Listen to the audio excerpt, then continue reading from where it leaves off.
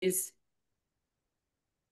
just in case may gusto mag-moderate, can also come in kasi baka mawala and mag-on off yung internet ko. But I'll just proceed as we go on. Tuloy-tuloy lang ako Yes, sige, sige. Thoughts. Yeah. I mean, ang sa akin is itong C1 Global Conference in Thailand, which is coming up in October. So parang gusto ko sana tanungin si Chris what's going to happen dito sa event na ito. But I think this is going to be the big launch ng UNX and partnership with Corbett. I think ito yung ilalabas siguro nila sa Thailand. And also, baka dito na rin ilalabas yung crypto card. I don't know, pero I hope big things are happening in October. Nakita ko dito sa coach, sa news, sa C1, the Bangkok is, I think, the first week of October. So, let's just wait for the big days in Bangkok para malaman natin ano yung mga doon, mga pasabog sa entire C1 blockchain. I think doon na ilalabas yung Corbit sa UNX exchange mismo. So, that's one. And then also, I think Planet IX is also going big kasi magko-cross-chain na Planet IX, and good news for AOCs here. Kung may nakikinig ng mga Planet IX dito mga players, the base migration is underway and slowly nang na-implement ang games sa base pero hindi pa official ang launch doon.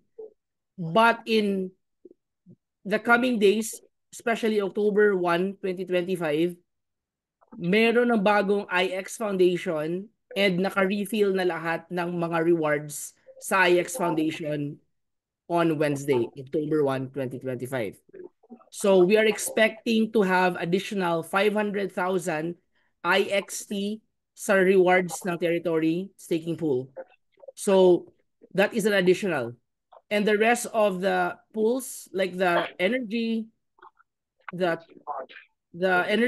pools, the LP liquidity pools na IXT, the IXT staking pools, what else?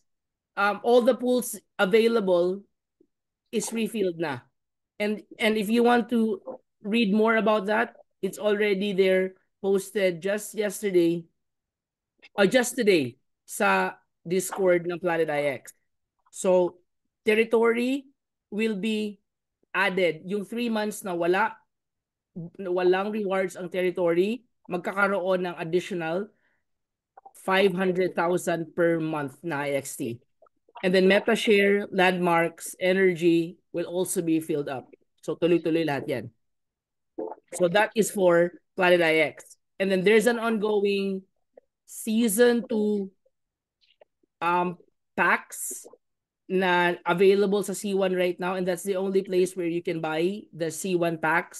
I mean the S2 packs sa C1 lang. I guess you guys should buy also kasi those are multipliers, and whatever your score from the C1 competition will be multiplied using those S2 packs, and at the same time you get additional na mga inclusions doon sa packs, and that is very vital for money generation sa season 2 ng game. So you have the artificial cores and the AI credits, and hindi pa to na-discuss but I think these are all very important para to generate more IXT sa season 2. So I think this is very important, the packs ngayon ng season 2 na Planet IX.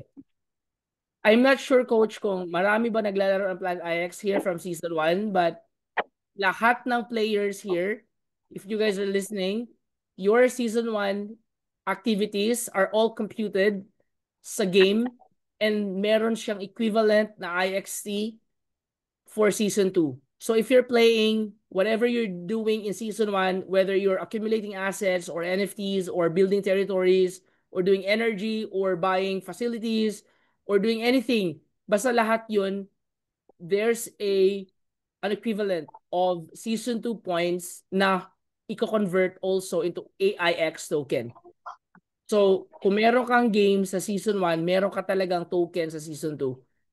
And if you want to see that, just go and log into planetix.com and then i-connect mo lang yung wallet mo doon and go to the button and then find under the menu, find the Season 2 AIX. It's highlighted as colored and then just click that and then doon mo makita yung S2 landing page. Ayop, hindi ako, I'm not breaking out, coach. Tuloy-tuloy lang ba yan? Okay. Yes. All Yes. right. So I guess that's for Planet IX. And then kung gusto niyo malaman ang Planet IX, this is the last batch of IXT that is going to be produced ng game ng Season 1. IXT will be part of the old tokens. Starting January 2026, IXT will no longer be used. It will all be translated into AIX token. That's for Season 2. And nasa base na tayo sa Planet IX. And then if ang maganda sa Planet IX, coach, is that everyone in the management is very transparent. So they really told the entire community that in Season 1, there was no profits masyado sa mga players. It's all about planting and accumulating assets. Kasi Polygon is really not giving away the best rewards for players. So sa season 2 tayo ngayon mag-harvest ng rewards when AIX will be the token for gaming na. Plati yung AI trading doon na din sa season 2. So I think for me, coach, as a player, I would suggest people don't swap your IXT yet to money right now. Ipunin lang lahat and then swap your IXT to AIX for season 2. And then doon na sa base withdraw ng money. So I think that is also the suggestion ng management ng Planet IX. What else? Yeah, going back to C1, I think there's so many things happening in the future, but October, I'm waiting for October kasi Chris will be in Dubai, no, in Bangkok for the C1 conference. And I think doon nila ilalabas yung UNX and CBIT and all the big things na mga big plans for CBIT, I think sa UNX. Yeah, including this one, the tag markets right now for burning CBIT na din. And then for Metaverse, I'm not playing, so I think another speaker can talk about and discuss about Metaverse because I am not doing Metaverse. Yeah, I think that's pretty much for Planet IX. Basta for Planet IX, coach, I would say mag-abang-abang lang tayo next week, Wednesday, because all the AIX and the IXT Foundation rewards will be refilled. So abang-abang na lang lahat sa October 1. That is October 1 is when all the pools will be refilled. It's all because yun yung start ng new epoch for October 2025. That is also when bug fixes are fixed na yung mga glitches and the bugs are already fixed. And so people can start accumulating. And so, coach, if you go to Discord right now pala, before I forget, if you go to Discord right now, it is being relayed already yesterday. Si Forest Woods, he said na the to-do list for maximum gains is buy picks, start minting your territories, and buy more territories. So ang ibig sabihin talaga nito is all about territory rewards. So I think this is the best time to accumulate more territories because Planet IX is injecting a minimum of 500,000 IXT per epoch or per 30 days. So that is 1.5 million IXT for the next October, November, and December before we open up Season 2 in January 2026. So all players just accumulate IXT now and then swap to AIX para sa 2026 na game opening. And then it's all in the official announcements in Discord. You can read about that, all about that. At the same time, yung mga game updates right now, the competition is 10 million IXT and it's already been streamed via Astra Cup. So I think nakikita na rin ng mga tao doon. I already receive mine every day. Nagsi-stream yung IXT rewards ko. So looking at your screen, coach. Ayun, nakikita ko yung screen mo, coach. May season 2 dyan right now sa on the left side. Season 2, just click that. Pag pumunta tayo sa season 2, open MetaMask. Yeah. I change network. Kasi ngayon naka-polygon siya. I-change natin sa base mainnet. Okay? It's okay, coach. You can just use your Polygon. Polygon mo na ngayon. Okay, Polygon. Yeah, Polygon lang, coach. Tapos season 2. Yeah, season 2, coach. And then i-connect mo na lang yung wallet mo sa game. There's on the uppermost right side, there's a connect wallet. I-connect mo na lang yung ano mo, coach. Sa Coinbase. I don't know if what you're using. You can use ano ba wallet mo, coach? Is it MetaMask? MetaMask. Yeah, connect mo sa MetaMask, coach. There. Confirm. Yan. And then you're already connected. Sa season 2 landing page, go down.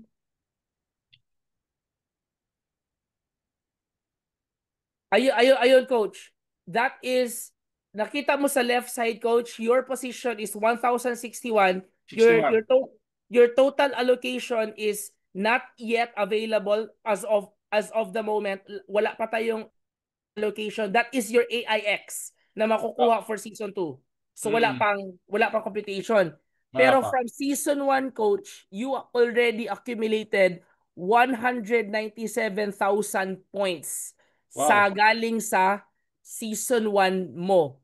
And then when you buy packs, coach, pag i-activate mo yung packs dyan, mag-multiply yung season 1 mo dyan. So, yun yung magiging AIX mo na makukuhang token for season 2. Nakakuha na ko eh. Naka-activate na ito eh. Okay. If it's activated already, coach, doon sa log out, coach, sa taas, may baba dyan na parang baba. Yan, coach. That's the one. Ito. Can you please, calculating AIX allocation. And then, makikita dyan, coach, ika-calculate niya yan. And then go down a little bit. Dyan. May isang button pa dyan sa inventory ba yun? Yung mga ano-ano? Dyan lang din, coach. The same. Sa baba niyan, total points earned. Wala na eh. It's supposed to have another button, coach, na doon mo makikita yung ibang computations. Okay. Wait lang. Hindi, ito lang eh. Ito lang nakikita ko.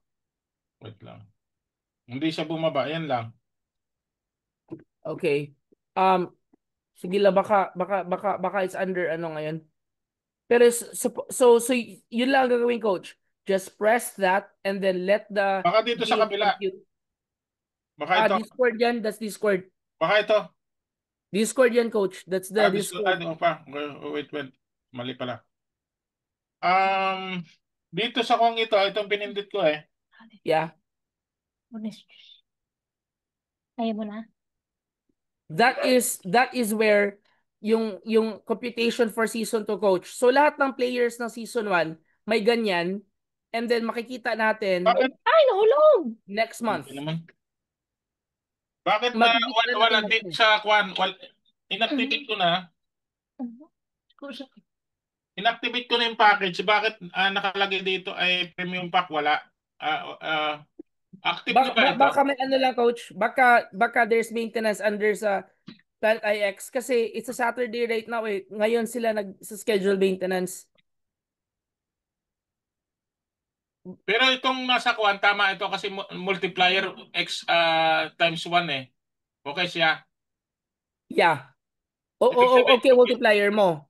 ibig sabihin yung package ko, kasi nakalagay dito, buy one more, season 2. Magiging kuwan na siya. Magiging times 1.1. 1.1. Pag mag-activate ka ng isang packs ulit, coach, Oo. maging 1.1 ang multiplier mo. For now, Mm. since hindi naman nakikita yung packs mo dito sa gilid kanina, Oo. hindi siya nag-load. So, normal lang yan, coach. Pero merong kon dito, registered purchase current multiply 1. Yeah, may isang multiplier ka, Dahil bumili coach. ako ng premium. Yeah, pero Supreme. coach, did you activate already your Yes, pack na binili? naka-activate na siya eh. Naka-activate na. Makikita naman dito sa sa C1. Pakita ko sa iyo sa C1. Punta tayo sa ano ba yung Planet IX. Yeah, tas sa baba. Then, Planet IX. Yan, makikita mo nakakuha na siya Super assets, no? Naka-activate na siya di ba? Yeah, kasi andyan na sa baba eh. Na-use na, nagamit na siya eh. Used na siya. Mm, Yeah. nagamit na. Sige lang, coach, kasi hindi pa naman official yung season 2 landing, coach, because there are so many updates na ginagawa ngayon ng management. Hindi pa talaga lumalabas lahat ngayon. May mga bugs and glitches pa rin, but they're slowly implementing the base network na lahat ng mga smart contracts are being implemented to base network na. Slowly, nag-migrate na yung game natin sa base. Okay, tingnan natin yung package na walang binili. Yung hindi ko walang biniling ah, package na ganon, season 2. Tingnan natin kung ano yung diferensya. Aha. Baka ito nasa left, ito yung walang package, tapos si Danilo hindi pa na-open. Hindi, itong nasa kaliwa, Left. na open na yan. Itong binubuksan ko ito, walang package to, walang nakalagay. Okay. Ngayon, i-connect natin. Nakakonect na siya, di ba? Yeah. O yan o. O bakit ganun din? Supposed to be, coach, itong nasa left mo will show yung multiplier mo. Sa totoo lang, no? Dapat makita ito sa left side mo. There should Oo be a nga eh. Ibig multiplier. sabihin na ano yon, hindi, ah,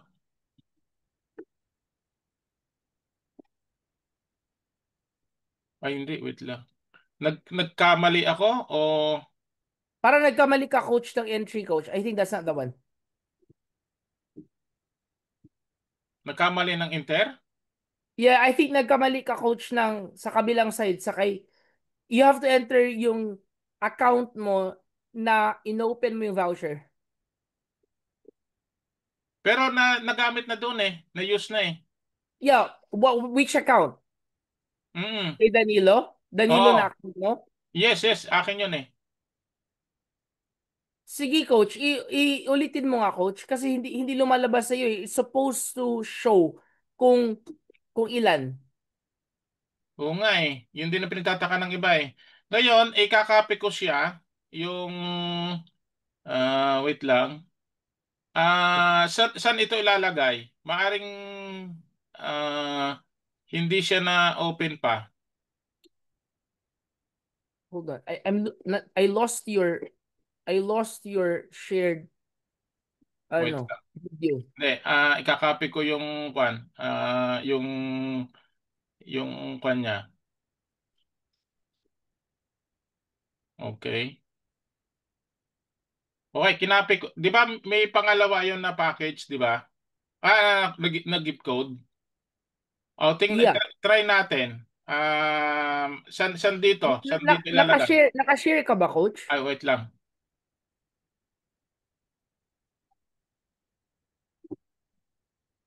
Ayan.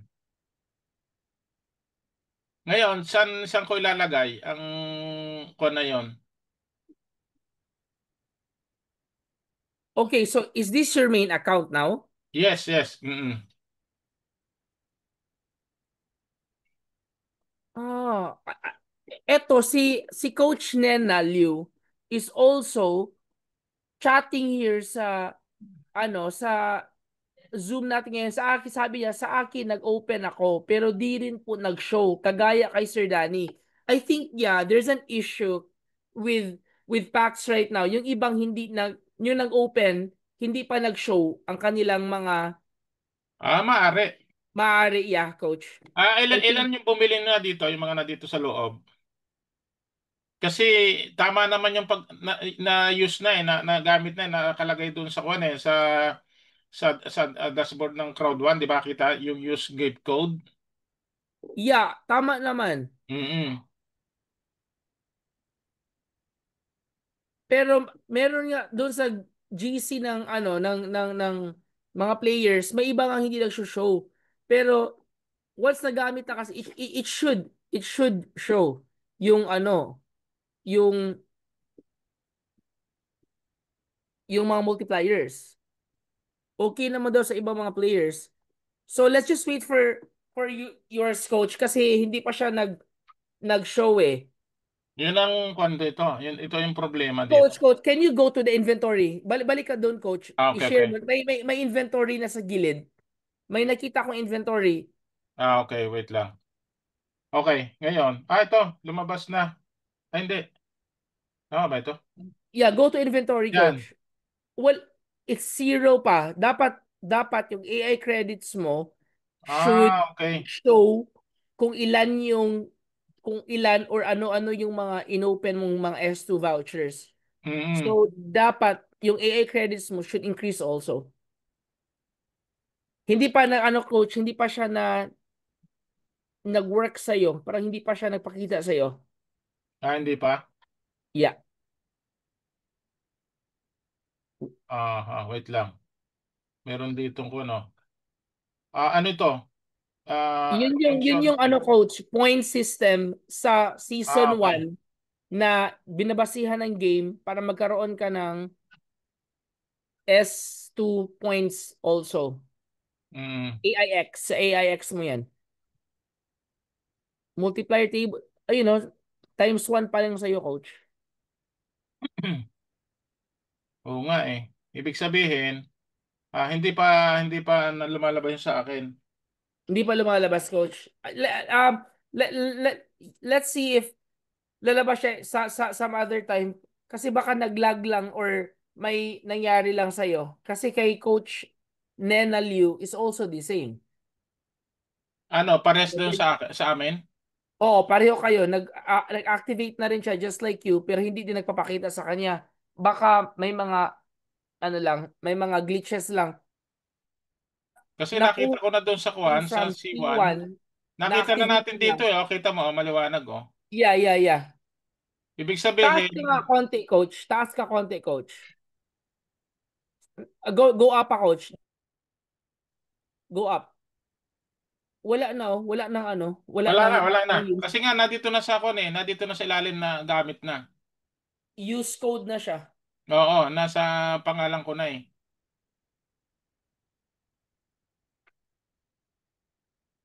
Yeah. Anyway, don't worry, coach. Basta nagamit mo na, is already there. Tingnan na lang natin. Kasi Wait lang. supposedly,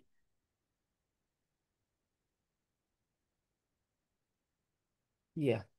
Kasi kung yan eh, dalawang gift ko, di ba, ang dumarating. Naipasok ko Yeah, na pares yun eh. Pares na dumating na. okay. Kung napasok mo, coach, baka may mga Mm. glitches lang. Pero, as of the moment, ang multiplier, ang pinakamataas is up until times 15. So, if if you have points from season 1, tapos gusto mong sobrang daming AIX na matanggap sa season 2, just buy more packs para yung IXT allocation mo magiging AIX na marami. Kumbaga, i-multiply lahat yung yung points mo from season 1. Ang kailangan mo lang is either you buy more IXT or you buy more S2 vouchers. Yun lang ang Pero coach, mawawala na ang IXT by January 2026. The game will be using a new token which has AI capabilities na. The AIX na. So the game will still be there. The game will continue to grow. Ang sabi pa nga nila, 'di ba coach, there will be season 3, 4, 5 and so on. Pero right now, ang season 1 is in Polygon. Everything will be duplicated. The IXT will no longer be used. It will be swapped to AIX with AI capabilities na token. Tapos mag-migrate na sa season 2 doon sa base network, which is base is very long already na nag-perform sa crypto, and meron siyang user base from USA. Solid ang mga users, and everyone is rich. Everyone is rich in the base network. They are all familiar with tokens. They have lots of money to spend. So ang gagawin ng management is to carry the game to base and then get more players there. And the players are not able to be private investors. Unlike sa season 1 na nag-open ng private investors, sa season 2, no more. Kukunin ang pera, ang AIX, kukunin sa mga players. So ang yayaman talaga are the players talaga. So that is the goal of the management, to reward players in season 2 already. Hindi na yung magpapa-private investors pa, and then people can just buy tokens and then hindi maglalaro. Ngayon sa season 2, they have to really play the game and become AOCs. So it's more positive. It has a more positive vibe. Mas maraming maglalaro dyan and to hold more AIX. And lastly, the one who will benefit the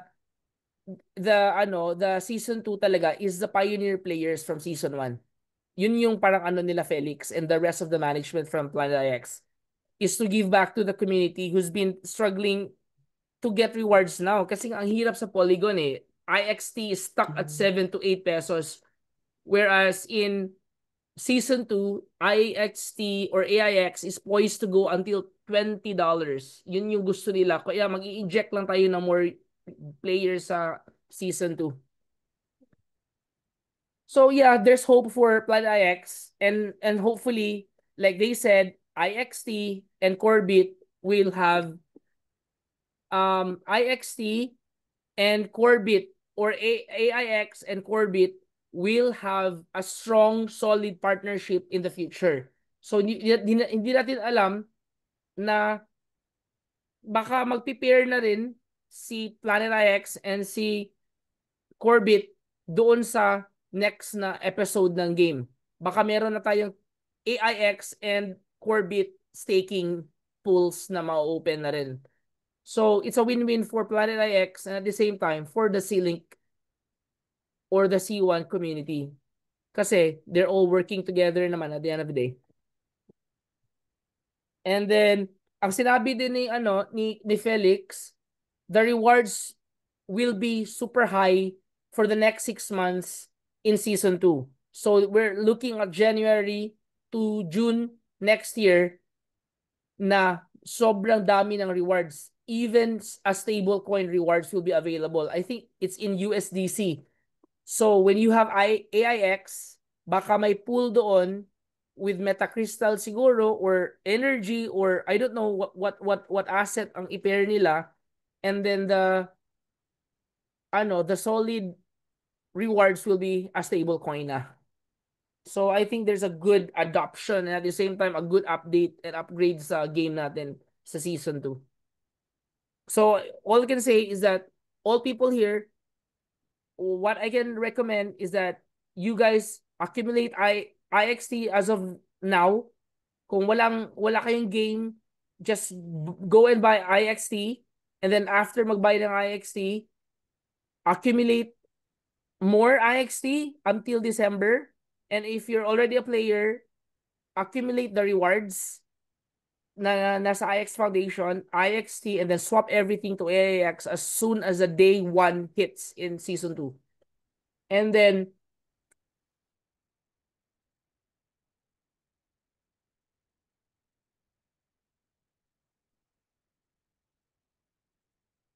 Coach Jay? Diba? in Wednesday, this coming Wednesday, as new pool of territory staking will be available. Sorry, did I lose my connection? Hello? Nawala ba ako? Or I'm still here? Okay, nandiyan ka. Nandiyan pa rin. All right. So all I can say, Coach, is maximize na lang natin yung IXT natin through the IX Foundation. There's energy pools, there's liquidity pools available, territory. I don't know, Coach, if there are so many active AOCs here. Pero ako, nagtuloy-tuloy lang ako sa pag-build ng mga territories and I think it's gonna be worth it. Kasi pagdating sa October next week, Wednesday, I think maganda ang pasok ng territory rewards talaga. Because it's already been made as an announcement yesterday na magfa 500,000 IXT minimum ang i-inject nila sa territories. Pero dumami din kasi ang territory stakers eh. Dumami din. Pero 500,000 minimum is actually a very good rewards. Tapos October and November and December. And the competition also has streamed the IXT via the Astro Cup. So yeah, you just go to mission control, and then once you're in mission control, go to your Astro Cup there. Makita mo naman yung Astro Cup mo tumataas every second. So that is the streaming from the competition. All right, so what else did I miss here sa Planet IX? I think those are the big juicy parts sa Planet IX, Coach. And everything is being relayed in the Discord channels. So there's official announcements every now and then. Just watch out for Coach, mga announcements doon. But the staking pools, ang pinaka-highlight ngayon, it's being refilled. And it's not just being refilled, it's times more than the usual epochs. So I'm excited for IXT and AIX and the capabilities of AI integration for trading in season 2. So it's not just a game na naglaro-laro lang tayo, it has a trading capabilities na din yung AI na yun. So para siguro siyang nodes NFT. I think it works like a node NFT in C1. Parang may ganun na rin si AIX. Dahil meron siyang AI capabilities yung nasa packs. So I think every one of us can buy S2 packs and then stake na lang natin itong what do you call that again? There's a artificial core. It's a node in the AI with the artificial core, and it's continuous rewards in the AIX Foundation. So yeah, I think it works like an NFT nodes in the ceiling ecosystem. Okay, so what else is here? Yeah, and then ano na lang tayo, Coach? Corebit is always the center of C1 and the ceiling ecosystem. It's going to be really interesting kasi BTC adoption is all over the world right now. Giant financial institutions are coming in, banks are coming in, governments are coming in, and BTC is the mother of all crypto. So what do we expect from that? When BTC is going to be 100% sa lahat ng governments and financial institutions and banks, the rest of the crypto will follow. So there's always an out season coming after the BTC bull run, and the bull market will continue. And so tayo ang swerte because we have projects like this. Mag-ipon-ipon lang tayo ng mga IXT and AIX and CBIT and all the other token projects that we will have for C1. Ipon-ipunin lang natin yun because who knows, it might be us next. So potential now is CBIT at 0.5 US dollars. We don't know if it's going double for UNX exchange when Chris announced it in October. Baka the total supply of CBIT is being deflated now, and the pledge and all of these deflationary mechanisms through burning, magiging 5 billion na lang ang CBIT. So from 10 billion CBITs, because of burning ng pledge, because of staking ng CBIT in the Sealink wallet, because of the burning of CBIT dun sa tag markets, the CBIT is going less and less and less, few and few and few. And so when deflationary tokens go out in the market na sobrang taas yung demand, automatically, and which is very logically, the price of those tokens will also go up. So I think this is where Chris is trying to position CBIT now as a deflationary token, as a token for rewards, as a cross-border payment, as a store of value. And I think Corbit is going, to the moon with the AIX. So I hope I'm not being cut off because my internet is really in bad position. So I hope I'm coming clear, Coach Danny. Hindi ba ako nawawala? Hindi naman, hindi. Right. So yeah, so I think that's very interesting now for C1 because they're building this community where everything is all about Web3. Kung C1 lang ito and it's all about dashboard lang and all the products are left and right, Web2, Web3, tapos di mo maintindihan, it could be sending the wrong signals to people eh. Pero if you go to the dashboard now and the Web3 announcements and the projects are all Web3, I think it's very, very safe to say that C1 is really transitioning to a Web3, a full Web3 company. And all the products naka on top sa Sealink ecosystem with its own layer 3 blockchain. I think it's very safe to say that C1 is really transitioning to a Web3 company. And what a way to to position itself ngayong taon na ito, 2025, because governments are actually adapting also for crypto.